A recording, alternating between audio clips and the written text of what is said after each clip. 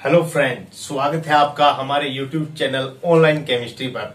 देखिए, हमने 10th class की सीरीज स्टार्ट की हुई है और उसके साथ साथ 11th क्लास की भी एक सीरीज स्टार्ट की हुई है जिसके अंदर हम केमिस्ट्री का फर्स्ट चैप्टर कर रहे हैं। देखिए, 11th क्लास का जो सीरीज है वो बहुत धीरे धीरे चल रहा है। हमने फर्स्ट चैप्टर काफी दिन पहले स्टार्ट किया हुआ है लेकिन अभी कंप्लीट नहीं हुआ है। उसके लिए थोड़ा सा टाइम और लगेगा, मतलब चैप्टर थोड़ा ही रहता है, उसके बाद कंप्लीट हो जाएगा। तो थोड़ा बच्चे भी इस वे में कंफ्यूजिंग में हैं कि वो कौन सा सब्जेक्ट ले, क्योंकि अभी एचबीएससी का भी जो है वो एग्जाम साइंस का नहीं हुआ है, क्योंकि एचबीएससी बोर्ड कह रहा है कि पहले साइंस का एग्जाम होगा, उसके बाद प्रेफरेंस आपको पूछी गई है कि कौन से बच्चे हैं जो नॉन मेडिकल, मेडिकल या फिर साइंस कॉमर्स स्ट्रीम लेना चाहते हैं। तो अभी आपका मतलब साइंस का पेपर रहता है, कई बच्चों ने अभी चूज नहीं किया है, या जो भी साइंस का एग्जाम होगा देखिए वो बोर्ड का है। बोर्ड जैसा भी करता है, जैसा भी निर्णय बोर्ड लेगा उसी हिसाब से वो लोग किया जाएगा। अब हम देखिए, हमने सीरीज स्टार्ट की हुई है, चैप्टर फर्स्ट स्टार्ट किया हुआ है। चैप्टर फर्स्ट में आज हम थोड़ा सा न्यूमेरिकल पोर्शन करेंगे। इससे पहले हमने थ्योरेटिकल पोर्शन, इस जो आज न्यूमेरिकल पोर्शन है इसका थ्योरेटिकल पोर्शन हमने पढ़ रखा है। आज हम देखिए calculation of number of atom और मॉलिक्यूल। अगर हमें कोई भी एलिमेंट दिया गया है या कोई भी मॉलिक्यूल दिया गया है, उसके हम कैसे नंबर ऑफ एटम और मॉलिक्यूल निकालते हैं, ये चीज हम आज नोटिस करेंगे। ठीक है, जैसे आपके पास एग्जांपल दिया गया है कि how many atoms and molecule of sulphur are present in 64.0 gram of sulphur. इतने ग्राम ऑफ सल्फर के अंदर हमने नंबर ऑफ एटम और मॉलिक्यूल दोनों बताने हैं। एटम भी बताने हैं किसके? सल्फर के। ठीक है, आपको दिया गया है कि सल्फर है, सल्फर के हमें क्या बतानी है? Number of atom. देखिए, जो सल्फर होता है, ठीक है, वो इस फॉर्म में पाया जाता है, मतलब 8 सल्फर एटम आपस में जुड़े होते हैं। ठीक है, उसको हम क्या है?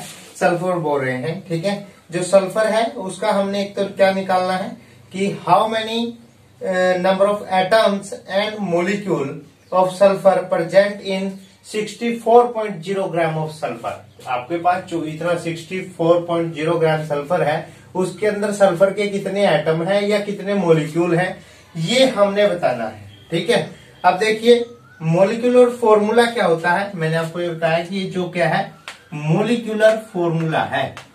मॉलिक्यूलर फॉर्मूला सल्फर का, मॉलिक्यूलर जो फॉर्मूला है सल्फर का वो क्या है? S8। अब हम इसका मॉलिक्यूलर मास निकालेंगे। अब देखिए, हमें पता है सल्फर का मॉलिक्यूलर मास, सल्फर का मास होता है 32, लेकिन यहां पर सल्फर के कितने एटम है? 8। कितने एटम है? 8। तो देखिए कितना मास हो गया है, 8 दूनी 16 और 8 दिए 24 और 1 25। तो इतना इसका मास आ गया है। ठीक है, तो यानी इसका मास कितना है? 256। तो मास को हम इसकी यूनिट को यू भी लिख लेते हैं, AMU भी लिख लेते हैं। ठीक है, दोनों तरह से इसको रिप्रेजेंट कर सकते हैं। अब आता है कि हमें नंबर ऑफ एटम और नंबर ऑफ मॉलिक्यूल निकालने हैं। तो देखिए 1 मोल ऑफ सल्फर मॉलिक्यूल किसके इक्वल है? 256। देखिए 1 मोल का मतलब क्या होता है? जो इसका मॉलिक्यूलर मास है 1 mole of sulphur, 1 mole of sulphur किसके इक्वल है? 256 ग्राम के। 256 जो इसका ग्राम एटॉमिक मास है। एटॉमिक मास हमने निकाला कि कितना है? 256। तो इसका 1 मोल किसके इक्वल होगा? सल्फर का 256 ग्राम के, या किसके इक्वल होगा? 6.022 इंटू 10⁻23। 1 मोल के अंदर क्या है? इतने नंबर ऑफ क्या होते हैं? मॉलिक्यूल की बात हो रही है यहाँ पर। ठीक है, S8 क्या है? मॉलिक्यूल है सल्फर के। इतने नंबर ऑफ क्या होंगे? मॉलिक्यूल। इतने नंबर ऑफ क्या होंगे? ये मॉलिक्यूल। यानी 1 मोल में तो कितने हैं? यानी 201 मोल 256 ग्राम के बराबर है, और 256 ग्राम में कितने मॉलिक्यूल हैं? 6.022 इंटू 10⁻23। अब हमें कितने में निकालने हैं? देखिए यहाँ तो 256 दिया गया है कि 256 जो ग्राम है उसके अंदर कितने मॉलिक्यूल है? 6.022। तो हमने तो सिर्फ 64 ग्राम में निकालने हैं कि 64.0 को हम 64 ग्राम मानेंगे कि 64 ग्राम में कितना सल्फर होगा। तो देखिए 200, हम यहाँ एक लाइन लिख लेते हैं कि 256 ग्राम ऑफ सल्फर कंटेन,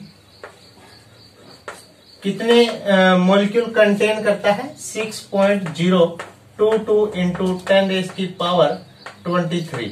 तो देखिए कितने मॉलिक्यूल क्या है वो कंटेन कर रहा है। तो हमारे पास हमने अब क्या बताना है कि 64 ग्राम of sulphur contain number of molecule. तो 64 कितने करेगा, तो 6.022 इंटू 10⁻23 और अपॉन में क्या आ जाएगा 256।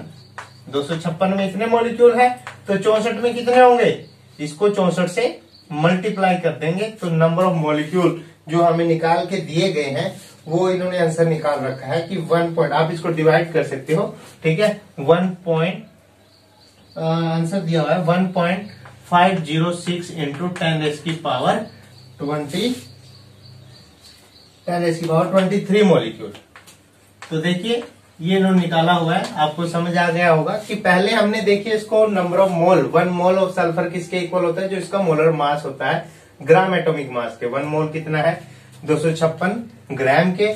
और ये देखिए 1 मोल में कितने मॉलिक्यूल होते हैं 6.022 इंटू 10⁻23 मॉलिक्यूल। तो 256 में कितने हैं, देखिए 256 ग्राम, 1 मोल किसके बराबर है 256 ग्राम के, लेकिन हमें 64 ग्राम सल्फर में निकालना था कितने मॉलिक्यूल होंगे, तो कितने होंगे, तो इतने बटे में 256 इंटू में 64। तो ये हमने निकाला, ठीक है। अब हमें नंबर ऑफ एटम भी निकालने हैं, क्योंकि देखिए हमें नंबर ऑफ एटम्स भी पूछे गए हैं और नंबर ऑफ मॉलिक्यूल भी पूछे गए हैं, ठीक है। तो देखिए 1 मॉलिक्यूल में कितने एटम है, 8 एटम है। देखिए 1 मॉलिक्यूल में कितने एटम है, 8 एटम है। अब देखिए नेक्स्ट हमने नंबर ऑफ एटम्स निकालने हैं, ठीक है। नंबर ऑफ मॉलिक्यूल हमने निकाले थे। अब देखिए 1 molecule contain 1 molecule of sulphur contain 8 atoms. उसके अंदर कितने हैं 8 एटम्स हैं। अभी अभी हमने 8 मॉलिक्यूल, 64 ग्राम में कितने मॉलिक्यूल होंगे वो हमने निकाले हैं, वो हमारे आए थे 1.506 इंटू 10⁻23 मॉलिक्यूल, ठीक है। यानी जो 64 ग्राम है कंटेन इतने मॉलिक्यूल हैं 64 ग्राम में। अब हमें इसमें एटम बताने हैं, तो नंबर ऑफ एटम्स इन 64 ग्राम। अब 64 ग्राम में हमें नंबर ऑफ एटम बताने हैं। हमें पता है कि एक मॉलिक्यूल में कितने एटम है 8। अगर इतने मॉलिक्यूल हैं तो इसमें एटम कितने होंगे, अब 64 ग्राम में तो क्या है, ठीक है। देखिए 1 मॉलिक्यूल में तो है 8 एटम और 64 ग्राम में है इतने मॉलिक्यूल, ठीक है। और इतने मॉलिक्यूल में एटम कितने होंगे, एक मॉलिक्यूल में 8 है तो इसको हम किससे मल्टीप्लाई कर देंगे 506 इंटू 10⁻23 और मल्टीप्लाई में क्या हो जाएगा 8। तो इसको हम 8 से मल्टीप्लाई कर देते हैं। तो मल्टीप्लाई करने के बाद हमारे पास जो आंसर आया है 1.2048 इंटू 10⁻24 एटम्स, ठीक है। ये हमारे पास क्या है नंबर ऑफ एटम्स आ गए हैं जो किसमें होंगे एक मॉलिक्यूल ऑफ सल्फर के अंदर, ठीक है। 64 ग्राम के अंदर, 64 ग्राम के अंदर जितने नंबर ऑफ एटम्स होंगे वो हमारे पास आ गए हैं 1.2048 इंटू 10⁻24 एटम्स। तो इस प्रकार हमने नंबर ऑफ एटम या number of molecule find out करने हैं, ठीक है जी। जैसे एक और न्यूमेरिकल हम इसी टाइप का करते हैं, हमें नंबर ऑफ मॉलिक्यूल बताने हैं present in 34.20 gram of cane sugar. देखिए हमें नंबर ऑफ मॉलिक्यूल बताने हैं या एटम, नंबर ऑफ मॉलिक्यूल, देखिए नंबर ऑफ मॉलिक्यूल बताने हैं।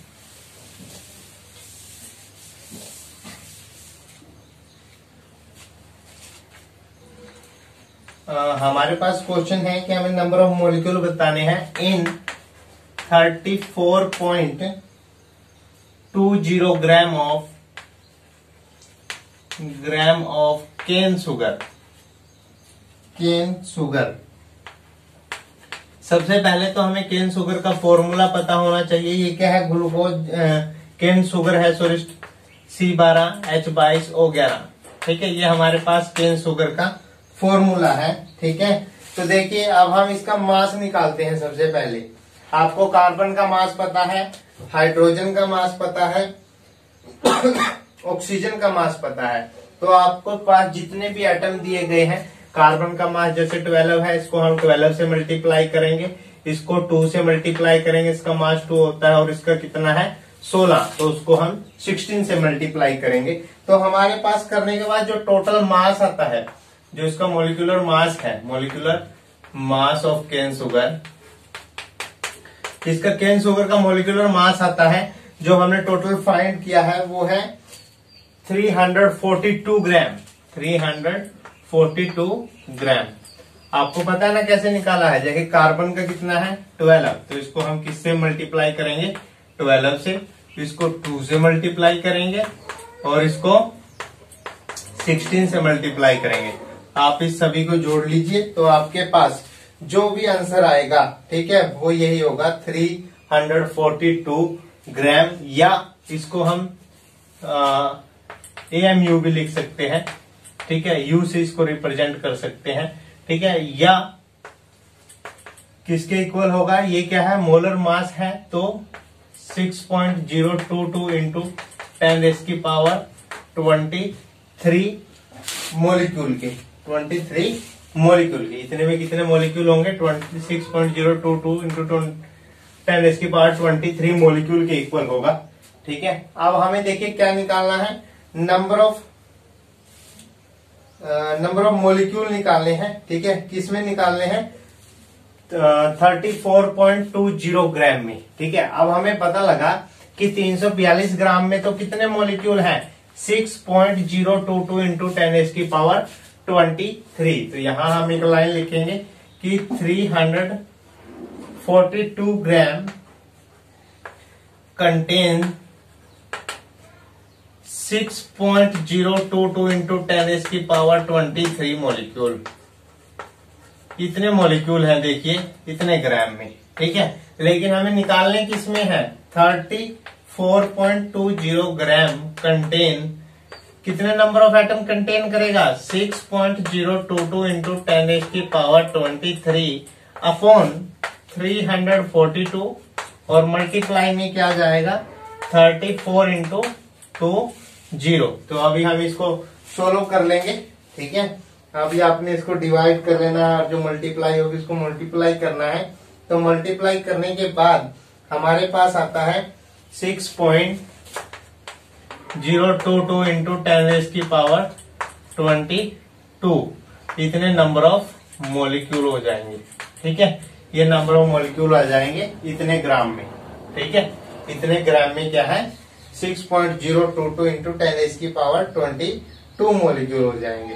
ठीक है, अब इसी तरह का एक और क्वेश्चन इन्होंने पूछ रखा है इसी में, जैसे इन 1 litre of water assuming that the density of water is 1 ग्राम। आपको डेंसिटी दी गई है वाटर की। ठीक है, आपने बताना है कि 1 लीटर में कितने नंबर ऑफ मोलिक्यूल होंगे, 1 लीटर के अंदर कितने नंबर ऑफ मोलिक्यूल होंगे, वो आपने बताने हैं। तो देखिए सबसे पहले हमें वाटर के निकालने हैं। नंबर ऑफ मोलिक्यूल किसके निकालने हैं? वाटर के। सबसे पहले हम मोलर मास निकालते हैं हर एक का।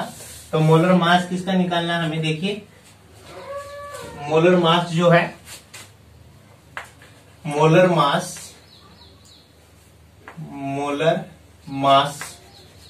किसका निकालना है? मोलर मास H2O वाटर का। वाटर का हमें पता है 18 ग्राम होता है।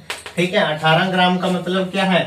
18 ग्राम में 6.022 इंटू 10⁻23 मोलिक्यूल होते हैं। इतने मोलिक्यूल हैं देखिए इसके अंदर। ठीक है, अब हमने बताना है कि 1 लीटर के अंदर, जिसकी डेंसिटी भी हमें दी गई है, डेंसिटी 1 ग्राम इंटू ग्राम पर सेंटीमीटर क्यूब है। ठीक है, डेंसिटी आपको पता है, तो हमें बताना है। तो देखिए mass of 1 litre of water. अब देखिए 1 litre mass of 1 litre of water, 1 litre of water का मास कितना होगा, जो वॉल्यूम है इनटू में डेंसिटी, तो मास किसके बराबर होता है, वॉल्यूम इनटू में डेंसिटी। डेंसिटी आपको दी गई है, डेंसिटी आपको दे रखी है 1 ग्राम सेंटीमीटर क्यूब है, ठीक है। और वॉल्यूम कितना होता है 1 लीटर में कितना होता है ml, इतने 1000 ml इनटू में डेंसिटी कितनी है 1 ग्राम सेंटीमीटर क्यूब हमें दी गई है। तो हमारे पास देखिए कितना आ गया है, हमारे पास आ गया है यहाँ पर 1000 ग्राम आ जाएगा, ठीक है। 1 ग्राम मोल है, ठीक है। सेंटीमीटर क्यूब है तो सेंटीमीटर क्यूब को हम मोल में चेंज कर लेंगे, यहाँ पर हमें सेंटीमीटर क्यूब दिया गया है, ठीक है। इसको मोल में चेंज करेंगे, मोल इनवर्स आ जाएगा, तो हमारे पास ग्राम में बचेगा आंसर। कितना आ गया 1000 ग्राम, यानी मोलर मास ऑफ 1 लीटर में कितने हैं 1000 ग्राम है। अब आप देखिए 18 ग्राम में कितने मॉलिक्यूल है, इतने मॉलिक्यूल है, तो 1000 में कितने होंगे, इसको किससे मल्टीप्लाई कर देंगे 1000 से मल्टीप्लाई कर देंगे। तो देखिए हमारे पास कितने नंबर ऑफ, देखिए नाउ यहां पर हम लिखेंगे कि 18 gram of water contain 6.022 into 10 की पावर 23 एटम। उसके अंदर कितने एटम है, इतने नंबर ऑफ एटम है।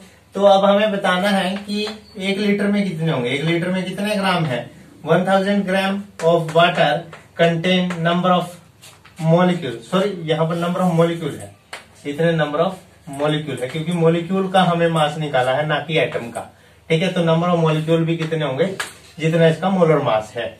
तो देखिए तो यहाँ पर 1000 ग्राम में हमें नंबर ऑफ मॉलिक्यूल बताने हैं, तो हम कैसे निकालेंगे, देखिए 18 ग्राम में इतने नंबर ऑफ मॉलिक्यूल है, तो 1 में कितने होंगे इंटू 10 की पावर 23 अपॉन 18, ये होंगे 1 में।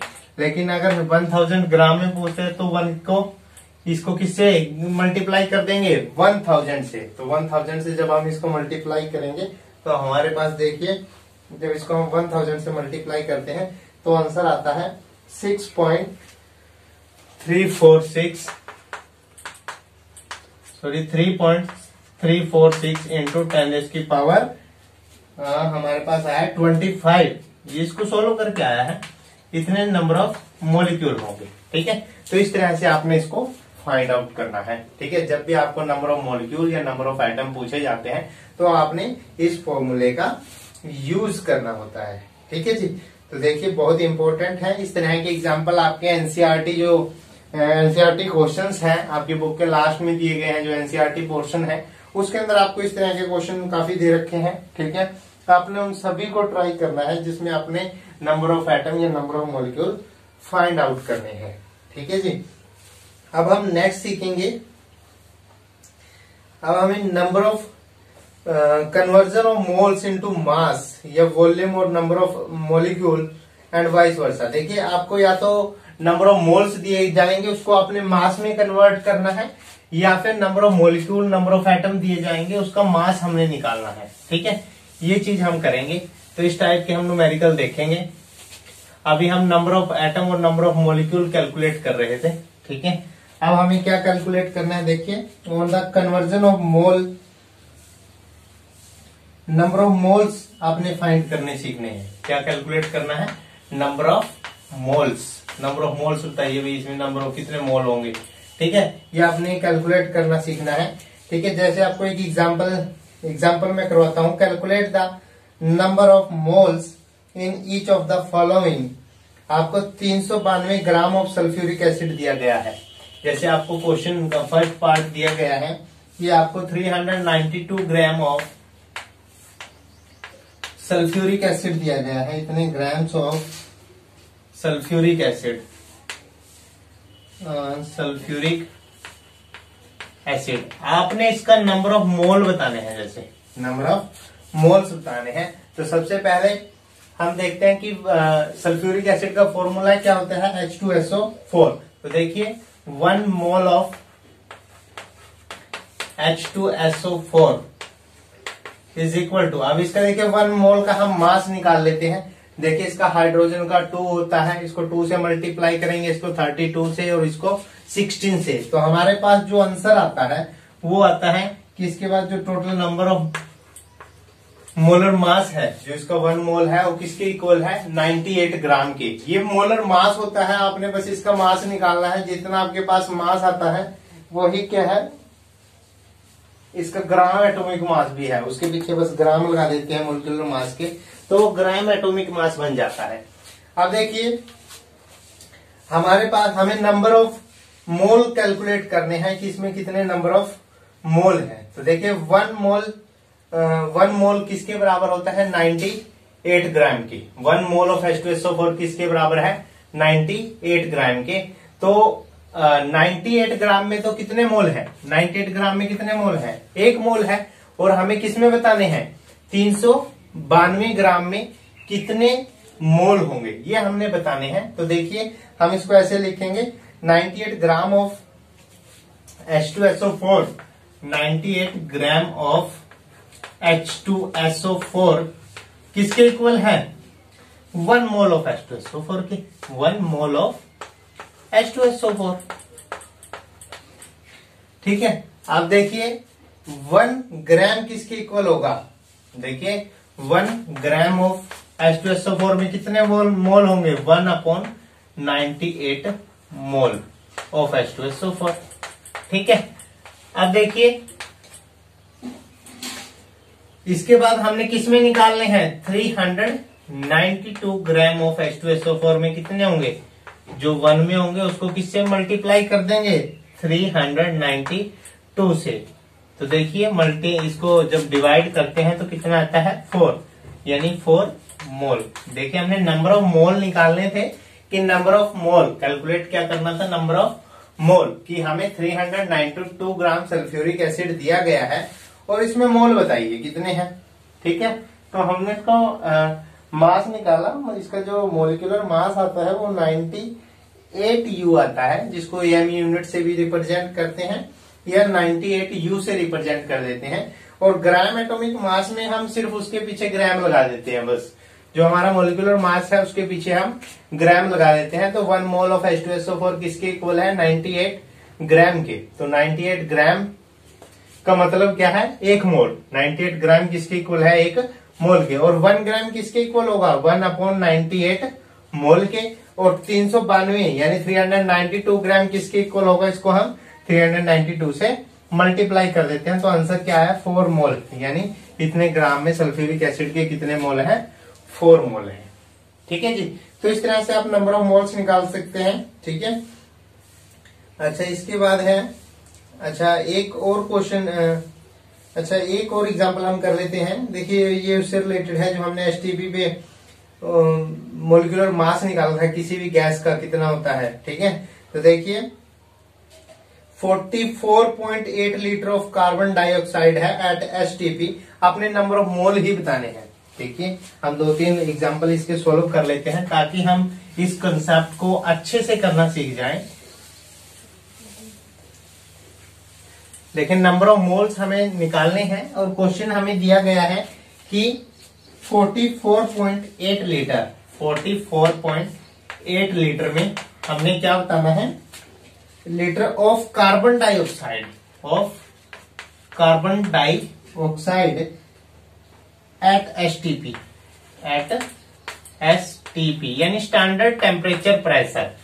देखिए 1 मोल किसी भी गैस का 1 मोल स्टैंडर्ड टेम्परेचर प्रेशर पे वो 1 मोल सभी गैसेस का इक्वल होता है। और 1 मोल किसके इक्वल होता है? देखिए 1 मोल ऑफ CO2 यहाँ किसका लिखेंगे? 1 मोल ऑफ CO2 सभी गैसेस का स्टैंडर्ड टेम्परेचर प्रेशर पे 1 मोल किसके इक्वल होता है? 22.4 लीटर के। ये हमने पढ़ा है, ठीक है। ये हमने पढ़ के आए हैं हम इस चीज को कि 1 मोल होता है किसी भी गैस का, ठीक है। वो किसके इक्वल होता है? 22.4 लीटर के, ठीक है। अब देखिए 22.4 लीटर ऑफ CO2 किसके इक्वल है? 1 मोल के इक्वल है। तो हमने इतने लीटर में बताना है कि कितने मोल होंगे। तो इसको हम जैसे अभी पीछे हमने किया था क्वेश्चन कि 22.4 litre of CO2 is equal to 1 mole of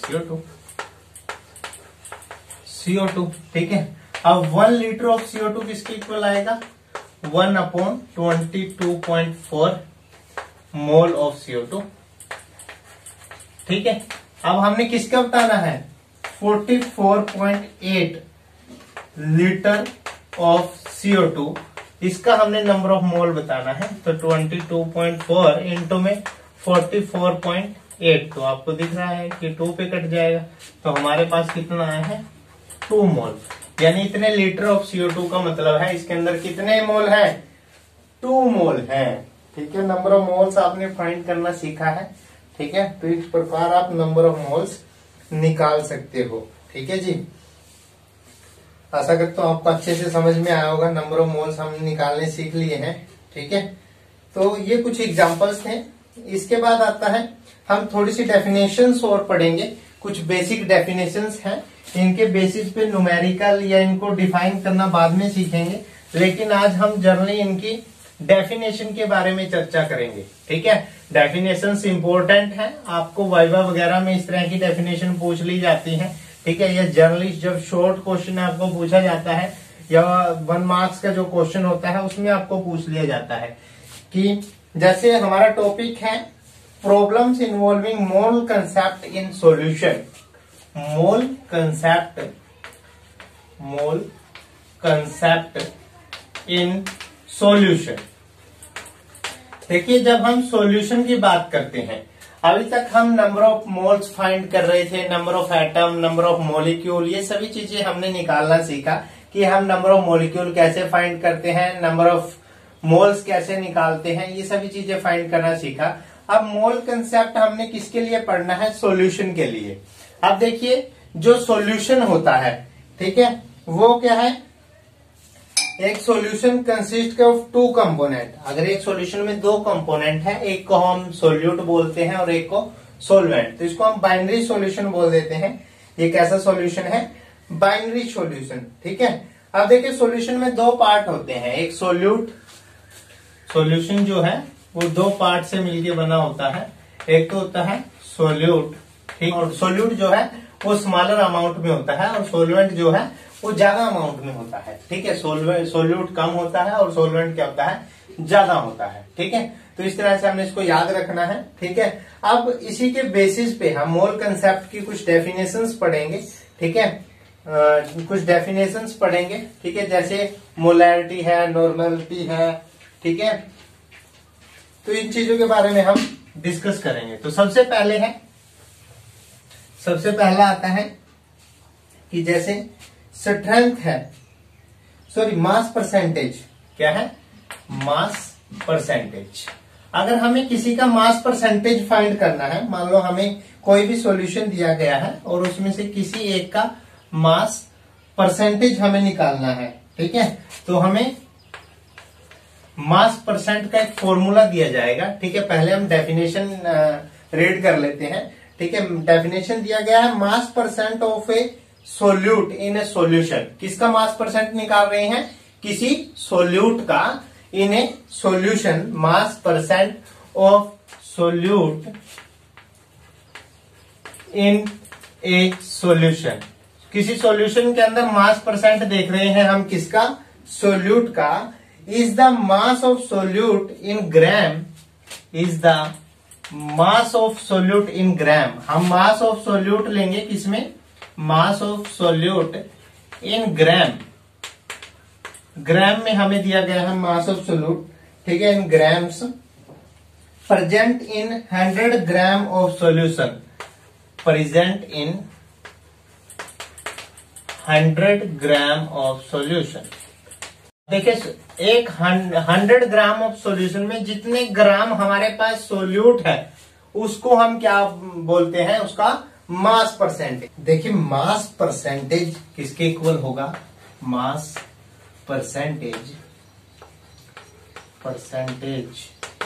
is equal to जितना मास ऑफ सोल्यूट है, mass of solute upon mass of solvent, जो मास ऑफ सोलवेंट है इनटू में 100।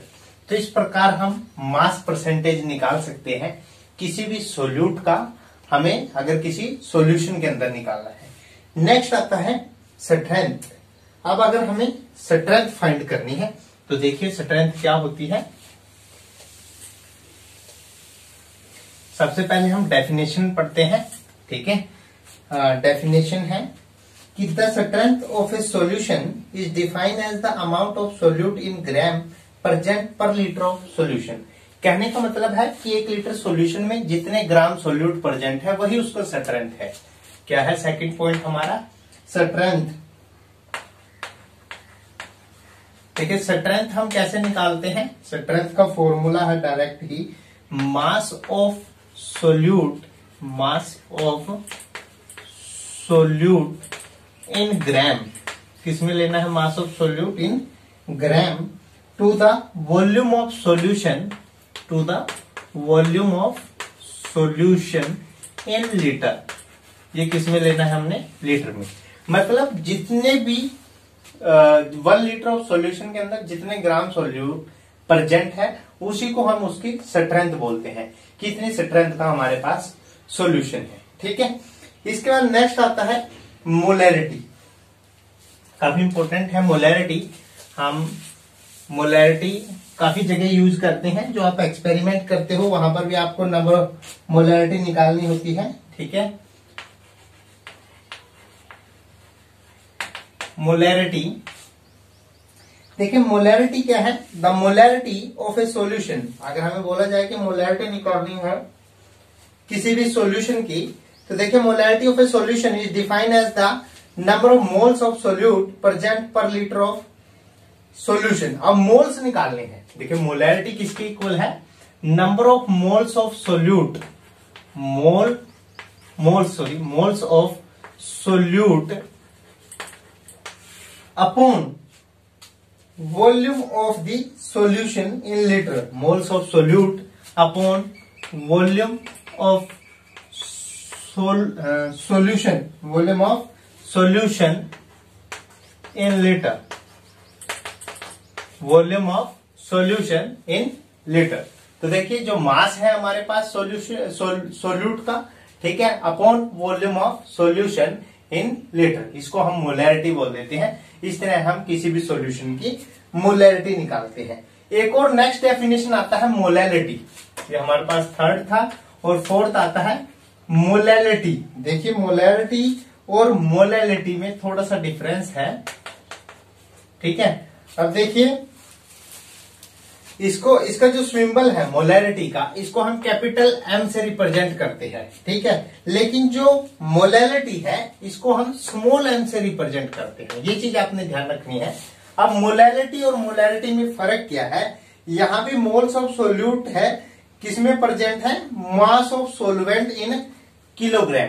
देखिए डेफिनेशन में दोबारा रिपीट करता हूं। The molality of a solution is defined as the number of moles of solute dissolved in 1 kilogram of solvent।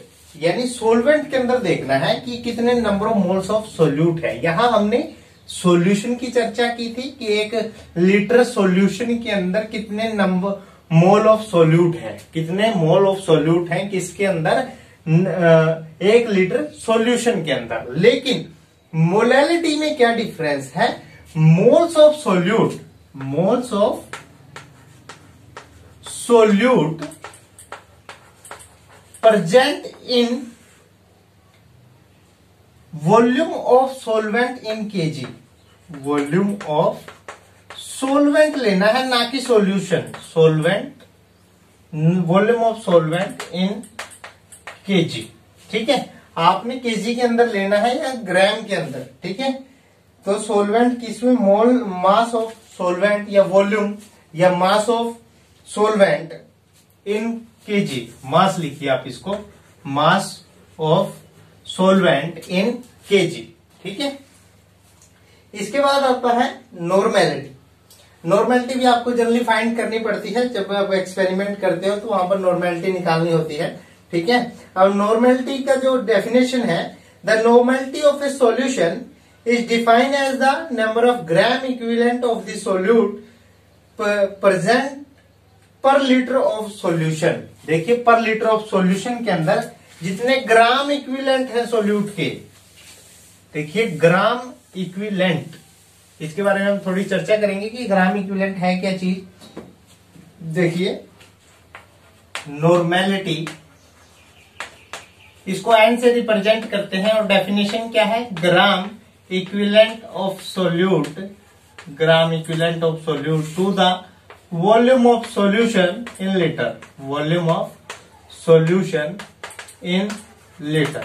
देखिए gram equivalent लेते हैं हम उस सोल्यूट के, gram equivalent of the solute upon volume of solution in litre, ठीक है, volume of solution in litre.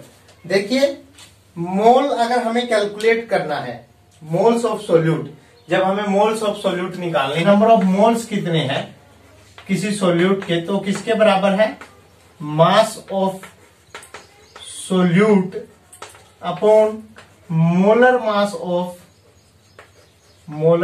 Of solute, तो इसके इक्वल होता है मोलर मास ऑफ सोल्यूट, ठीक है।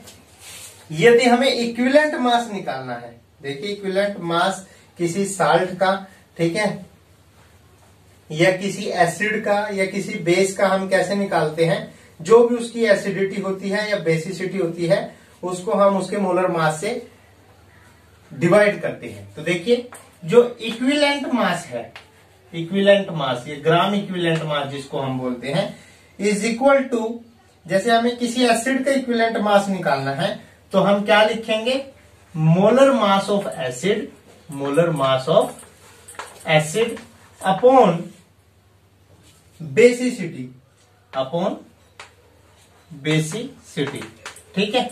इसी तरह अगर इक्विवेलेंट मास, यहां तो हमने किसका निकाला, एसिड का, एसिड का निकालना है तो ऊपर हम मोलर मास लेंगे एसिड का और अपॉन में basicity.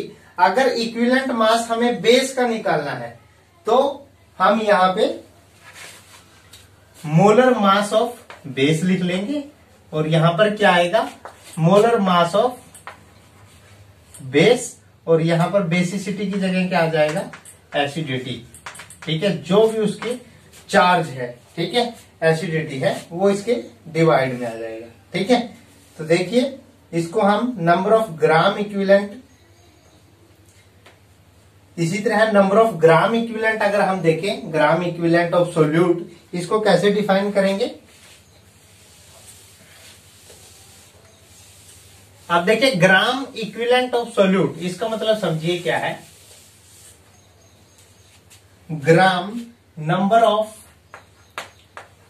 Gram equivalent of solute, number of gram equivalents, किसकी, नंबर ऑफ ग्राम इक्विवेलेंट, इसका मतलब ग्राम इक्विवेलेंट का मतलब क्या होता है, mass of solute in gram, mass of solute in gram, gram के अंदर जो भी मास है सोल्यूट का, upon equivalent mass of the solute, equivalent mass of solute, जो उसका इक्विवेलेंट मास है, ठीक है, उसको इस चीज से रिप्रेजेंट करते हैं, ये हमारा ग्राम इक्विवेलेंट होता है, ठीक है। अगर हमें ग्राम इक्विवेलेंट निकालना है सोल्यूट का तो वो इसके बराबर है, ठीक है। इस प्रकार हमने देखिए नंबर ऑफ ग्राम इक्विवेलेंट निकालना सीख लिया है। इसके बाद हमारा दो डेफिनेशंस और रहती हैं जिसको हम नेक्स्ट वीडियो में करेंगे, ठीक है। आज के लिए इतना ही। अगर देखिए वीडियो अच्छा लगा है तो वीडियो को लाइक करें, चैनल को सब्सक्राइब करें और ज्यादा से ज्यादा शेयर करें ताकि अधिक से अधिक बच्चे इसका लाभ उठा सकें। Happy learning.